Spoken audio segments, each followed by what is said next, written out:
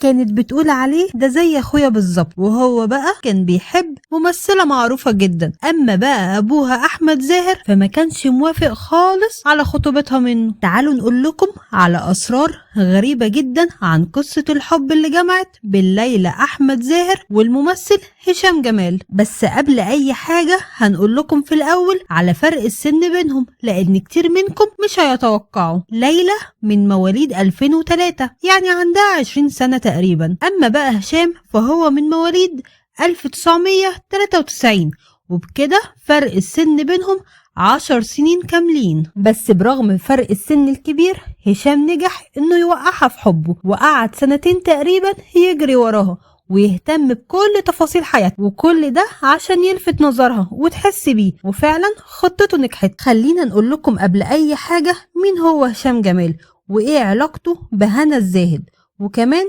دنيا سمير غانم. هشام شاب طموح وناجح جدا، ونجح انه يكون اصغر منتج في مصر، وانتج فعلا عدد كبير من الاغاني لاحمد مكي وانغام وتامر وكمان دنيا سمير غانم. دنيا كانت مؤمنة بنجاحه جدا وانتج لها ألبومها ومسلسلات كتير. بس الغريب بقى انه بمجرد ما تعرف على ليلى قطع علاقته بدنيا ووقف اي انتاج ليها، وقرر انه ينتج اغاني لليلى بس. ده كمان رشحها في بطولة المسلسلات اللي بينتجها زي مسلسل في بيتنا روبوت. وطبعا وقتها طلع كلام كتير ان ليلى مش بتحب دنيا سمير غانم، وانها السبب في قطع العلاقات بينها وبين هشام. والغريب ان مفيش حد منهم خرج واتكلم على الاشاعة دي، لا بالنفي ولا حتى بالتأكيد. بس بقى السر اللي محدش يعرفه عن هشام انه كان معجب زمان، بس من زمان قوي، يعني من 7 سنين تقريبا،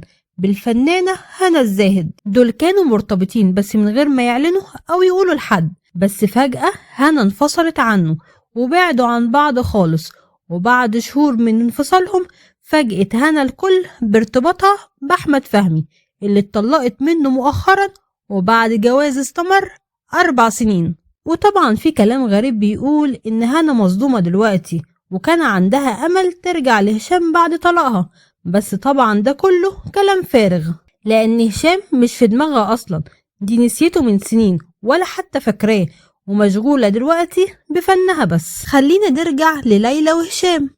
عايزة اقول لكم ان لحد فترة قريبة قوي ليلى كانت ماشية تقول في كل حتة هشام ده زي اخويا بالظبط.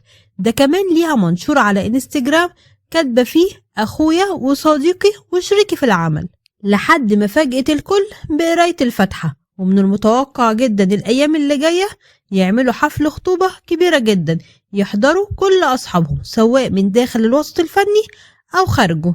اما بقى ميعاد الفرح فلسه مفيش اي كلام عليه، خصوصا ان ليلى لسه صغيرة قوي في السن. طب ايه حكاية ان احمد زاهر كان رافض خطوبة ليلى من هشام؟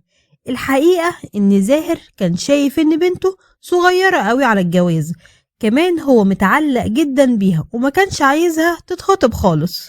بس لما لقاها بتحبه ومقتنع بيه وافق، على عكس مامتها اللي فرحانة قوي بالخطوبة وشايفة ان هشام هو ابنها وعوض ربنا ليها، لانها ما خلفتش ولاد وكل خلفتها كانت بنات. كمان كتبت بوست قالت فيه انها بتتمنى انها تشوف بناتها ال4 عرايس في الكوشة، على عكس ابوهم اللي عايزهم جنبه طول العمر.